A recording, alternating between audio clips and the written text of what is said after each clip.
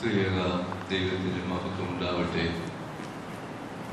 അഭിമന്യ തിരുമേനി, വൈദിക സഹോദരങ്ങളെ, വൈദിക വിദ്യാർത്ഥികളെ, കർത്താവിൽ പ്രിയ സഹോദരി സഹോദരന്മാരെ, അത്യന്തം ഹൃദ്യവും അനുഗ്രഹപ്രദവുമായ ഒരു ശുശ്രൂഷയിലാണ് നാം ഇപ്പോൾ ആയിരിക്കുന്നത്.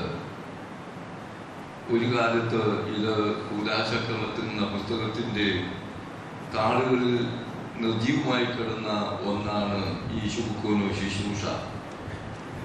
എൻ്റെ ചെറുപ്പകാലത്ത് ഇടവകളിൽ എങ്ങും തന്നെ ഇത് അനുഷ്ഠിച്ചിരുന്നില്ല. സീനിയർ വൈദികരോട് ചോദിച്ചാൽ അവർ പറയും, അവരാദ്യമായി ഇത് കാണുന്നത് വൈദിക സെമിനാരിൽ പഠിക്കുവാൻ വന്നപ്പോഴാണ് ശുഭക്കോനോ ശുശ്രൂഷ കാണുന്നത് എന്ന്. ഞാൻ ഓർക്കുന്നു, വർഷങ്ങൾക്ക് മുമ്പ് നമ്മുടെ സഭയിലെ ഒരു ആത്മായ പ്രമുഖൻ, സഭയുടെ പല പ്രവർത്തന മണ്ഡലത്തിലും മുന്നിട്ട് നിന്നൊരു വ്യക്തി, പ്രൊഫസർ ഡോക്ടർ കെ.എം. തരകൻ, അദ്ദേഹം പൗലോസ് മാർ ഗ്രിഗോറിയോസ് തിരുമേനിയെ കാണുവാൻ വന്നത് ഒരു തിങ്കളാഴ്ച നോമ്പ് തുടങ്ങുന്ന ദിവസം മധ്യാഹ്ന സമയത്ത് പ്രാർത്ഥനയിൽ സംബന്ധിച്ചു. അത് കഴിഞ്ഞ് ഈ ശുശ്രൂഷയിൽ സംബന്ധിച്ച ശേഷം എന്നോട് പറയുകയായിരുന്നു, ഇത്ര ഹൃദ്യമായ ഒരു ശുശ്രൂഷ നമ്മുടെ സഭയിൽ ഉണ്ട് എന്ന് ഞാൻ ആദ്യമായിട്ടാണ് മനസ്സിലാക്കുന്നത് എന്ന്. കാരണം ആത്മായക്കാർക്ക് ഇത് കാണുവാനോ ഇത് സംബന്ധിക്കുന്നതിനോ ഒരവസരവും ഉണ്ടായിരുന്നില്ല. എന്നാൽ ഇപ്പോൾ അത് കുറെ സജീവമാക്കി ഇടവക തലത്തിലേക്കൊക്കെ ഇത് വ്യാപിപ്പിച്ചിട്ടുണ്ട് എന്നുള്ളത് ശുഭോദർക്കമായ ഒന്ന്, സന്തോഷകരമായ ഒരു കാര്യമാണ്. പക്ഷേ അത് എപ്പോൾ നടത്തണം, എങ്ങനെ അനുഷ്ഠിക്കണം എന്നുള്ളതിനെ പറ്റി ഒരു ധാരണ ഇന്നും പലർക്കും ഇല്ല എന്നുള്ളതാണ് അതിൻ്റെ ഒരു ദുസ്ഥിതി. ഇവിടെ ഇടവകയിലൊക്കെയും ഫീൽഡ് വർക്കിൽ പോയിട്ടുള്ളവർക്ക് അറിയാം, ഇന്നലെ കുർബാനയോടുകൂടി തന്നെ പല പള്ളികളിലും ഇത് നടത്തി കഴിഞ്ഞു എന്നുള്ളത്. ഇവിടെ ഇരിക്കുന്ന പലരും സാക്ഷികളാണ്. അവര് വൈദികര് അങ്ങനെ എവിടെ നിന്ന് അവർക്ക് അതിനുള്ള അധികാരവും അതിനുള്ള സ്വാതന്ത്ര്യവും കിട്ടി എന്ന് എനിക്ക് നിശ്ചയമില്ല.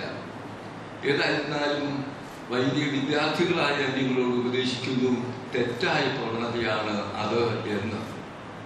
രണ്ട് കാരണങ്ങൾ കൊണ്ട് കുർബാനയോട് ചേർന്ന് ഇന്നലെ നടത്തുന്നത് തെറ്റാണ്.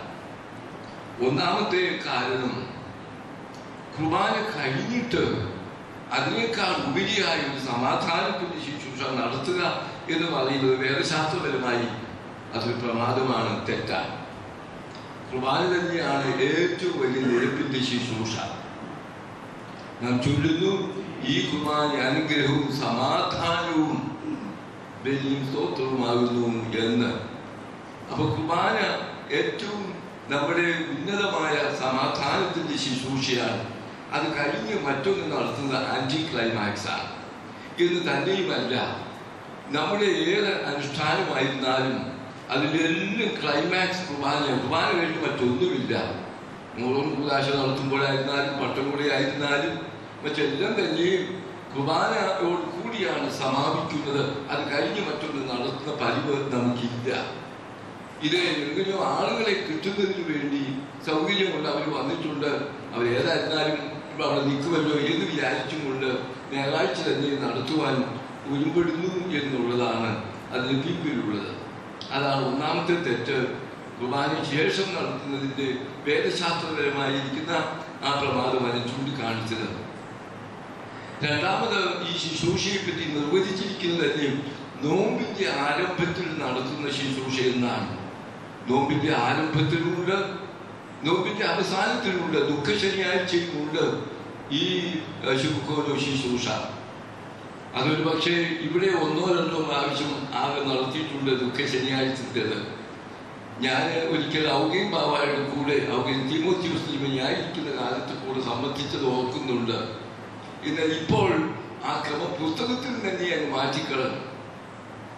അതുകൊണ്ട് ഇപ്പോഴത്തെ ഈ ആടുരക്ഷ ഉപയോഗിക്കുന്നവർക്ക് ദുഃഖ ശനിയാഴ്ച ഇങ്ങനെയൊന്നും ഉണ്ട് എന്നുള്ള കാര്യം തന്നെ വിസ്മൃതിയിലായി അത് നഷ്ടമാകും. പോകട്ടെ, ഞാൻ പറഞ്ഞു വന്നത് നോമ്പിന്റെ ആരംഭത്തിലും നോമ്പിന്റെ പര്യവസാനത്തിലും എന്ന വിധത്തിലാണ് രണ്ട് ശുഭക്കോനോ വെച്ചിരിക്കുന്നത്. നോമ്പിന്റെ ആരംഭം എപ്പോഴാ? ഞായറാഴ്ച നോമ്പ് തുടങ്ങിയിട്ടില്ല, ഇന്നാ നോമ്പ് തുടങ്ങുന്നത്. ഇന്നത്തെ മൂന്നാം മണി നേരത്തെ നമസ്കാരത്തോടുകൂടി നടത്തുന്ന പതിവുണ്ട് ചിലയിടങ്ങളിൽ. എന്നാൽ സൗകര്യപ്രദമായിരിക്കുന്ന ഉച്ചയോടുകൂടി ആകുന്നു ഉച്ച നമസ്കാരത്തിന് ശേഷം എന്നുള്ളത്. അതിന് ആളുകളൊന്നും വരാത്തത് കൊണ്ട് ഇപ്പോൾ മിക്ക പള്ളികളിലും ഇന്ന് വൈകിട്ട് സന്ധ്യാപ്രാർത്ഥനയോടുകൂടി നടത്തുന്ന പതിവ് ഇപ്പോൾ കുറെ അധികം വ്യാപകമായിട്ടുണ്ട്. അതിനെ ഞാൻ സ്വാഗതം ചെയ്യുന്നു. നോമ്പ് ആരംഭിച്ചതിന് ശേഷം സന്ധ്യാപ്രാർത്ഥനയ്ക്ക് ജനങ്ങൾ വലിഞ്ഞു ചേരുവാൻ അവരെ ആഹ്വാനം ചെയ്ത് ആ അവസരത്തിൽ ഈ ശുശ്രൂഷ നടത്തുന്നത് ഉചിതമായിരിക്കും. അങ്ങനെയുള്ള ഒരു നിർദ്ദേശം സഭാതലത്തിൽ എല്ലായിടവും വൈദികർക്കും കൊടുക്കുന്നത് ഉചിതമാണെന്ന് ഉന്നത സമിതിയിലെ ഒരു അംഗമായിരിക്കുന്ന തിരുമേനിയും കൂടി ഇരിക്കുന്ന സമയത്ത് ഞാനിത് ഓർമ്മപ്പെടുത്തുക മാത്രം ചെയ്യുന്നു. ആമുഖമായിട്ട് അത്രയും ഈ ശുശ്രൂഷയെ പറ്റി സൂചിപ്പിച്ചുകൊണ്ട് നമുക്കിന്ന് ചിന്തിക്കുവാൻ ആധാരമായി ഞാൻ എടുത്തിരിക്കുന്ന വാക്യം മത്തായിയുടെ സുവിശേഷം 5-ാം അധ്യായം 24-ാമത്തെ വാക്യമാണ്. Saint Matthew chapter 5:24. ആകയാൽ നിന്റെ വഴിപാട് യാഗപീഠത്തിലേക്ക് കൊണ്ടുവരുമ്പോൾ സഹോദരന് നിന്റെ നേരെ വല്ലതും ഉണ്ടെന്ന് അവിടെ വെച്ച് ഓർമ്മ വന്നാൽ നിന്റെ വഴിപാട് യാഗപീഠത്തിന് മുമ്പാകെ വെച്ച് ഒന്നാമത് ചെന്ന് സഹോദരനോട് നിരന്നുകൊള്ളുക. പിന്നെ വന്ന് നിന്റെ വഴിപാട് കഴിക്കുക. ഇതാണ് നമുക്കിവിടെ കേൾക്കുവാനും ചിന്തിക്കുവാനുമായിട്ടും ഉള്ളത്. നോമ്പിലേക്ക് നാം പ്രവേശിക്കുമ്പോൾ ദൈവത്തോട് നമ്മുടെ ബന്ധം ഭദ്രമാക്കുവാനായിട്ടുള്ള സംരംഭമാണല്ലോ നോമ്പും ഉപവാസവും എന്നുള്ളത്. ദൈവത്തോടുള്ള ബന്ധത്തിന് പ്രതിബന്ധമായി നിൽക്കുന്ന പാപത്തെ പറ്റി ഉൾത്താപത്തോടെ നാം ചിന്തിച്ച് അനുതാപത്തിൻ്റെതായിരിക്കുന്ന അവസ്ഥയിലേക്ക് എത്തി പാപമോചനം പ്രാപിച്ചുകൊണ്ട് ദൈവത്തോടുള്ള ബന്ധം ഗാഠമാക്കുവാൻ തക്കവണ്ണമുള്ള ആ ഒരു വലിയ ശ്രമമാണ് നാം നോമ്പും ഉപവാസവും ജാഗരണവും മുഖാന്തരമായി നടത്തുന്നത് എന്ന് എടുത്തു പറയേണ്ടതായിട്ടില്ലല്ലോ. അനുതാപത്തിന്റെ വാതിലിൽ കൂടി ദൈവത്തിന്റെ സംസർഗം നമുക്ക് കൂടുതൽ സാധ്യമാക്കുവാൻ, ദൈവത്തോട് അടുക്കുവാൻ നമ്മെ സഹായിക്കുന്നു എന്നുള്ളതാണ്. ഈ ലക്ഷ്യത്തോടു കൂടി ആണല്ലോ വഴിപാട് അർപ്പിക്കുന്നത്. ദൈവത്തോടുള്ള ബന്ധം ദൃഢമാക്കുവാനായിട്ടാണ് ഓഫറിങ്സ്, വഴിപാടുകളും കാണിക്കകളും അതുപോലെ കാഴ്ചകളും ദൈവത്തിന് അർപ്പിക്കുവാനായി യാഗപീഠത്തിലേക്ക് കൊണ്ടുവരുന്നത്. ദൈവത്തിൽ നിന്ന് അനുഗ്രഹം പ്രാപിക്കുവാൻ, ഏതെങ്കിലും കുറവുകളുണ്ടെങ്കിൽ പരിഹാരം വരുത്തുവാൻ, അങ്ങനെ ദൈവത്തോടുള്ള ബന്ധം ദൃഢമാക്കുവാനൊക്കെയുള്ള പ്രതീക്ഷയിലാണ് കാഴ്ചകൾ അർപ്പിക്കുന്നത്. അപ്പോൾ ദൈവത്തോട് അനുരഞ്ജനപ്പെട്ട് വിശുദ്ധീകരണത്തിലേക്കും ശക്തീകരണത്തിലേക്കും എത്തുവാൻ ആഗ്രഹിച്ച് വഴിപാട് അർപ്പിക്കുവാനായിട്ടാണ് പോകുന്നത്. അപ്പോൾ പറയുന്ന ഒരു കാര്യം, ദൈവത്തോടുള്ള ബന്ധം ഭദ്രമാക്കണമെന്ന് നീ ആഗ്രഹിക്കുന്നുവെങ്കിൽ ഒന്നാമത് നിന്റെ സഹോദരനോടുള്ള ബന്ധം നീ ഭദ്രമാക്കിയിട്ട് മാത്രമേ മതിയാവുള്ളൂ എന്നാണ് ഇവിടെ ഓർമ്മപ്പെടുത്തുന്നത്. ഇതാണ് നാം ഇപ്പോൾ വായിച്ചു കേട്ട ലേഖനത്തിൽ നാം ശ്രദ്ധിച്ചിരുന്നുവെങ്കിൽ ഓർക്കാം. യോഹന്നാന്റെ 1-ാമത്തെ ലേഖനം 4-ാം അധ്യായം 20-ാമത്തെ വാക്യത്തിലാണ് താൻ കണ്ടിട്ടുള്ള സഹോദരനെ സ്നേഹിക്കാത്തവര് കണ്ടിട്ടില്ലാത്ത ദൈവത്തെ സ്നേഹിപ്പാൻ കഴിയുന്നതല്ല. ദൈവത്തെ സ്നേഹിക്കുന്നവൻ സഹോദരനെ സ്നേഹിക്കണം എന്നീ കൽപ്പന നമുക്ക് അവനിൽ നിന്ന് ലഭിച്ചിരിക്കുന്നു. ഈ കൽപ്പനയുടെ ആ അടിസ്ഥാനത്തിലാണ് നമ്മുടെ കുർബാന അർപ്പണത്തിന്റെ ആദ്യ ഭാഗത്ത് സമാധാനത്തിന്റെ നിരപ്പിന്റെ ഈ കൈകസൂചി നാം കൊടുക്കുന്നത്. കാരണം അനഫുറ കുർബാന അർപ്പിക്കുവാനായി ത്രോബസിലേക്ക് പ്രവേശിച്ച് അത് അർപ്പിക്കുന്നതിനുള്ള അതിന്റെ പ്രാരംഭമായി ചെയ്യുന്നതാണ് എന്ത്? സഹോദരങ്ങളുമായിട്ട് നിരപ്പായിട്ട് മതി ഈ യാഗം അർപ്പിക്കുവാൻ എന്നുള്ള തത്വം അംഗീകരിച്ചുകൊണ്ടാണ് നമ്മുടെ ആ ആരാധനയിൽ വിശുദ്ധ കുർബാനയിൽ ഈ കൈകസൂചി കൊടുക്കുന്ന സമാധാനത്തിന്റെ അനുരഞ്ജനത്തിന്റെ ആ ഭാഗം അവിടെ ഉൾപ്പെടുത്തിയിരിക്കുന്നത്. എന്നാൽ കത്തോലിക്കർക്ക് പാശ്ചാത്യ സഭയിൽ ഈ കൈകസൂരി കിസ് ഓഫ് പീസ് സമാധാനത്തിന്റെ ചുംബനം ഇല്ലായിരുന്നു. സെക്കൻഡ് വത്തിക്കാനിന് ശേഷം അവരത് ഇൻട്രൊഡ്യൂസ് ചെയ്തു. പക്ഷേ അവർ ചെയ്യുന്നത് കുർബാന അനുഭവിക്കുന്നതിന് മുമ്പ് കൈകസൂരി കൊടുക്കുന്ന ആ ഒരു അവസ്ഥയിലാണ് ഞാൻ കണ്ടിട്ടുള്ളത്. അതുപോലെ തന്നെ CSI സഭ ഉണ്ടായപ്പോൾ അവർക്കും ഇതില്ലായിരുന്നു. ആംഗ്ലിക്കൻ ചർച്ചിൽ കിസ് ഓഫ് പീസ് അത് അവരും അത് ഇൻട്രൊഡ്യൂസ് ചെയ്തു. പുതിയ ആരാധനകൾ ഉണ്ടായപ്പോൾ അവരും ചെയ്യുന്നത് അത് സ്വീകരിക്കുന്നതിന് മുമ്പ് കൈകസൂരി കൊടുക്കുന്നു എന്നുള്ളതാണ്. പക്ഷേ നമ്മുടേതാണ് അർത്ഥപൂർണമായിട്ടുള്ളത്. സ്വീകരിക്കുന്നതിന് മുമ്പല്ല, മറിച്ച് ഇത് അർപ്പിക്കുന്നതിന് മുമ്പായിട്ട് ആദ്യമേ ചെയ്യേണ്ടിയിരിക്കുന്നത് നിരപ്പാവുക എന്നുള്ളതാണ്. അതുകൊണ്ട് ആ വെർട്ടിക്കൽ റിലേഷൻ ഭദ്രമാക്കുവാൻ ആഗ്രഹിച്ച് നാം മുന്നേറുന്ന സമയത്ത് നോമ്പും ജാഗ്രതവും അതിനുവേണ്ടി നാം ഉത്സാഹത്തോടെ തുടങ്ങുന്ന സമയത്ത് ഈ ഹൊറിസോണ്ടൽ റിലേഷൻഷിപ്പ്, നമ്മുടെ സഹോദരങ്ങളോടുള്ള ബന്ധം അത് നേരെയാക്കുന്നു എങ്കിൽ മാത്രമേ ഈ മറ്റേ ബന്ധം, ദൈവത്തോടുള്ള ബന്ധം നേരെയാകുവാൻ സാധിക്കുകയുള്ളൂ എന്നുള്ളത്. ഇത് രണ്ടും തമ്മിൽ പരസ്പരം ബന്ധമുള്ളതാണ്. ദൈവത്തോടുള്ള ബന്ധവും സഹോദരങ്ങളോടുള്ള ബന്ധവും പരസ്പരം ബന്ധിതമാണ്. അത് നമ്മൾ പലപ്പോഴും മനസ്സിലാക്കുന്നില്ല. സഹോദരങ്ങൾ തമ്മിൽ വഴക്കിട്ടടിച്ചും പോരുവാട്ടം നടത്തിയായിരുന്നാലും കുർബാന ഒളിച്ചു കയറിയായിരുന്നാലും എങ്ങനെയെങ്കിലും നടത്തി കഴിഞ്ഞാൽ അത് ദൈവത്തോടുള്ളതായി കഴിയുന്ന മിഥ്യാബോധം നമ്മുടെ പലരെയും പിടിച്ചിട്ടുണ്ട്. അത് സാധ്യമല്ല എന്നുള്ളത് ദൈവത്തിന്റെ വചനം നമ്മെ പഠിപ്പിക്കുന്നതാണ്. ദൈവത്തോടുള്ള ബന്ധം ഭദ്രമാകണം എങ്കിൽ സഹോദരങ്ങളോടുള്ളത് നാം ആക്കിയേ മതിയാവുള്ളൂ എന്നുള്ളത് ഇവിടെ ഓർക്കേണ്ടതാണ്. സാധാരണ പറയുന്ന ശബ്ദം എന്താ? കം അൺടു മീ, എന്റെ അടുക്കലേക്ക് വരിക വരിക. ഇതല്ലേ കർത്താവിന് കേൾക്കുന്ന ശബ്ദം. അധ്വാനിക്കുന്നവരും ഭാരം ചുമക്കുന്നവരുമേ എന്റെ അടുക്കൽ വരുവിൻ, കം അൺടു മീ. വെളിപാട് പുസ്തകത്തിൽ നമ്മൾ വായിക്കുന്നു 22-ാം അധ്യായം 17-ാമത്തെ വാക്യത്തിൽ വരിക എന്ന ആത്മാവും മണവാട്ടിയും പറയുന്നു. വരിക വരിക എന്നുള്ള ശബ്ദം. എബ്രായ ലേഖനത്തിൽ വായിക്കുന്നു അടുത്തു വരിക എന്ന് അവിടെയും കേൾക്കാം. ഡ്രോനിയർ ആവർത്തിച്ച് പറയുന്ന ഒരു സന്ദേശമാണ് അവിടെ. എന്നാൽ നാം ഇന്നിപ്പോ എടുത്ത വാക്യത്തിൽ എന്താ പറയുന്നത്? വരാനല്ല, പിന്നെന്തുവാ പറഞ്ഞത്? പോകാനാ പറഞ്ഞത്. എത്ര വിരുദ്ധമായിരിക്കുന്ന ഒന്നാണ്. You go your way, get reconciled with your brother and then come. ഇതാണ് കർത്താവ് നമ്മെ പഠിപ്പിക്കുന്ന ശ്രദ്ധേയമായിരിക്കുന്ന സന്ദേശം എന്നുള്ളത് നാം നന്നായിട്ട് ഓർക്കേണ്ടിയിരിക്കുന്ന ഒന്നാണ്. അതുകൊണ്ട് ഈ സഹോദരനോടുള്ള ബന്ധം അത് ഭദ്രമാക്കുവാൻ ഉള്ള ഈ ദിവ്യമായ ശുശ്രൂഷ അർത്ഥപൂർണമാക്കുന്നതിന് ഓരോരുത്തരും ആത്മാർത്ഥമായി ദൈവത്തിനോട് അപേക്ഷിച്ചുകൊണ്ട് നമ്മൾ അത് ശ്രമിച്ചെങ്കിൽ മാത്രമേ ഒക്കുകയുള്ളൂ. ഇതൊരു യാന്ത്രികമായ ഒരു ചടങ്ങായി അവസാനിക്കാതെ ഹൃദയംഗമമായ ഒരു ശുശ്രൂഷയായി എൻ്റെ നിങ്ങളുടെ ജീവിതത്തിൽ വരുത്തുവാൻ ഇടയാവട്ടെ എന്ന് ഞാൻ ആശംസിക്കുകയാണ്.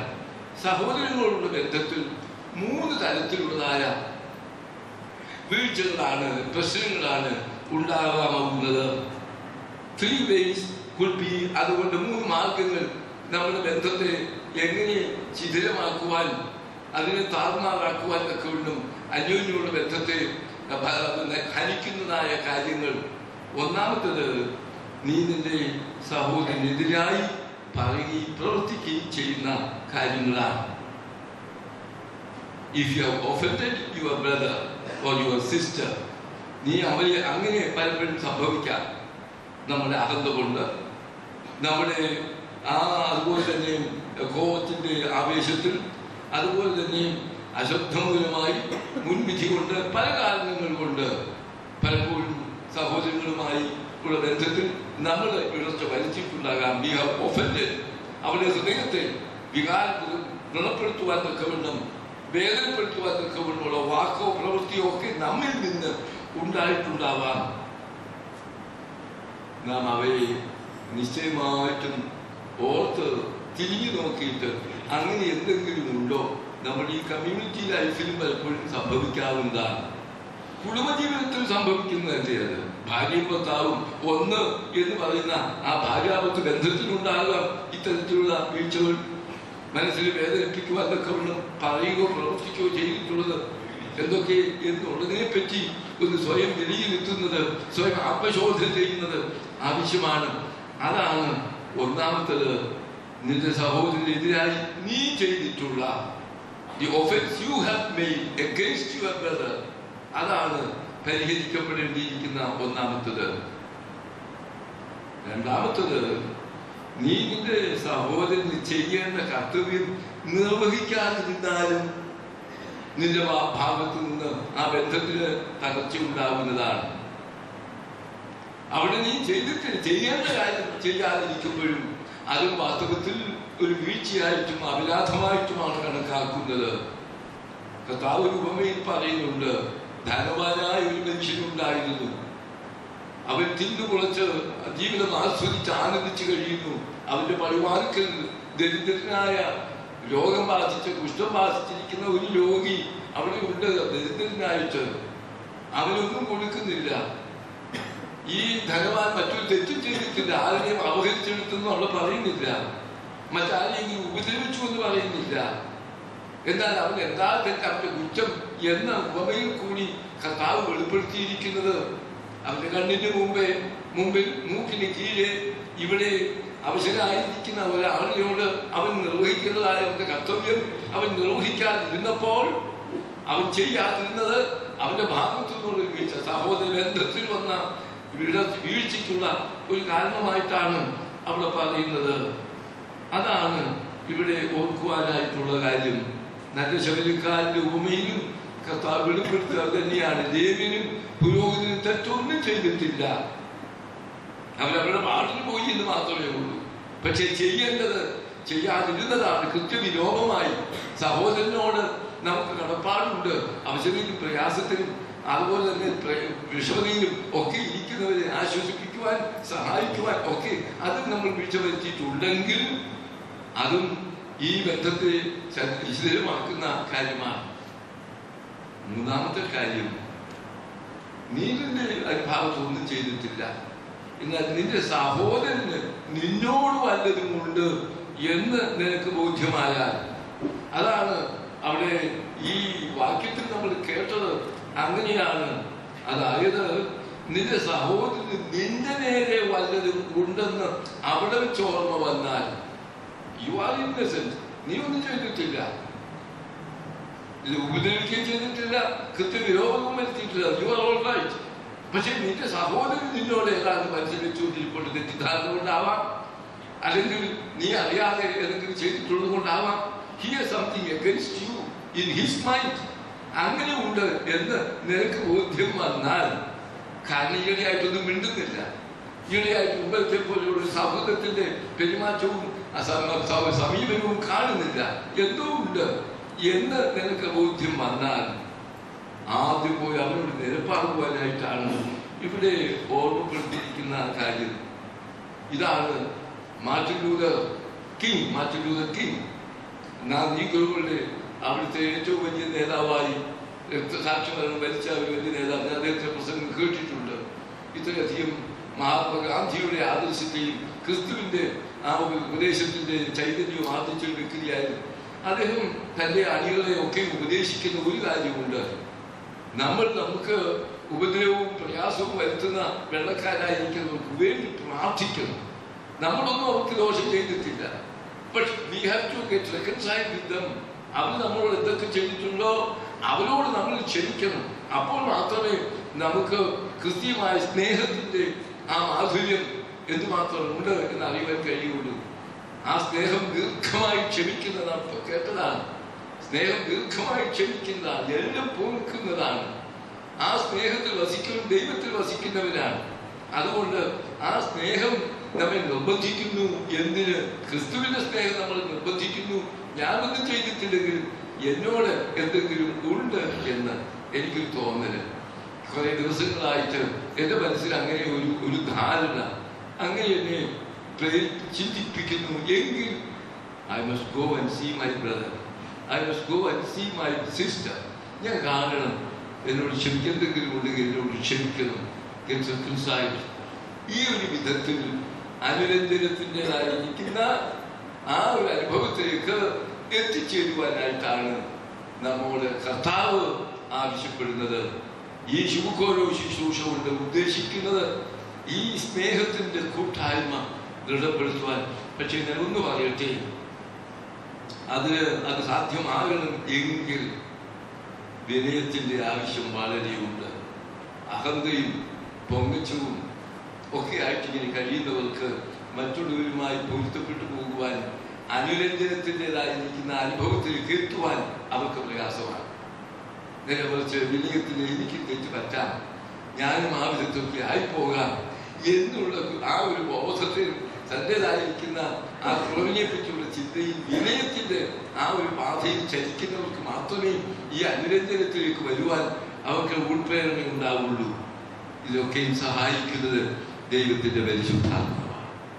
പരിശുദ്ധാത്മാവ് നമ്മെ സ്നേഹത്തിന്റെ കൂട്ടായ്മയിലേക്ക് നയിക്കുന്നത്. Fellowship of the Holy Spirit, പരിശുദ്ധാത്മാവിന്റെ പ്രേരണ ഒരുവന് ഉണ്ടായി കഴിയുമ്പോൾ അവന് പിന്നെ അവൻ്റെതായിരിക്കുന്നതിൽ നിൽക്കുവാൻ ഒക്കില്ല. ആത്മാവിന്റെ ഉൾപ്രേരണ ഉണ്ട്. എൻ്റെ സഹോദരനുമായി നിരന്ന് ഒന്നിച്ച് സ്നേഹത്തിന്റെ അനുഭവത്തിൽ മുന്നോട്ട് പോകുവാനുള്ള ഉൾപ്രേരണ നമുക്ക് ഉണ്ടാവട്ടെ എന്ന് മാത്രമാണ് ഞാൻ പ്രാർത്ഥിക്കുന്നത്. അതുകൊണ്ട് 2014 ഈ ശുഭകോലോ ശുശ്രൂഷ നമ്മുടെ ജീവിതത്തിൽ അവിസ്മരണീയമായിരിക്കട്ടെ. അല്പസമയം ഒന്ന് നമ്മൾ കൈസൂര്യ വീഞ്ഞു കൊടുക്കാനും ഒക്കെ പോകുന്നുണ്ട്. ഒന്ന് ശാന്തമായിരുന്ന് തല വണക്കി നാം കണ്ടെത്താൻ ഒന്ന് ചിന്തിച്ച് എൻ്റെ ജീവിതത്തിൽ എൻ്റെ സഹോദരങ്ങളുമായിട്ടുള്ള ബന്ധത്തിൽ ഏതെങ്കിലും തരത്തിലുള്ള ഇടർച്ച, അധ്യാപകരുമായിട്ടുള്ള ബന്ധത്തിൽ, വിദ്യാർത്ഥികളുമായിട്ടുള്ള ബന്ധത്തിൽ, അധ്യാപക വിദ്യാർത്ഥി ബന്ധത്തിൽ, അതുപോലെ തന്നെ മറ്റുള്ള കുടുംബ ബന്ധത്തിൽ സഹോദരികളുടെ ഇരിപ്പുണ്ട്. അങ്ങനെയുള്ളതിനെ പറ്റി ഒന്ന് ശാന്തമായി ചിന്തിക്കുവാൻ തക്കവണ്ണം He shall convict you of your sin. പരിശുദ്ധാത്മാവ് നിങ്ങൾക്ക് ആ ബോധം വരുത്തും. ആത്മാവിന്റെ ആ പ്രചോദനത്തിനായിട്ട് ആ ഒരു സെർച്ച് ലൈറ്റ് നമ്മുടെ ഹൃദയത്തിലേക്ക് നൽകുന്നതിന് നമുക്ക് ഒരു നിമിഷത്തേക്ക് നമ്മുടെ തലകൾ വണക്കി നമുക്ക് ഓർത്ത് പ്രാർത്ഥിക്കാം.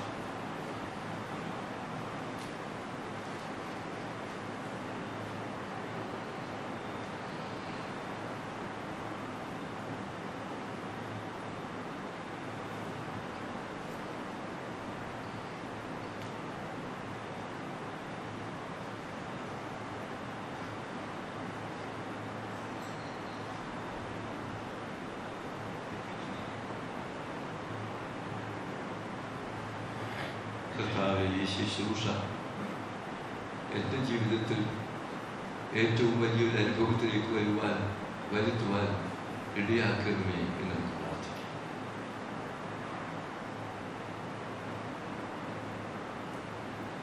ദൈവത്തിൻ്റെ പരിശുദ്ധാത്മാവ് നമ്മെ അതിനെ സഹായിക്കും.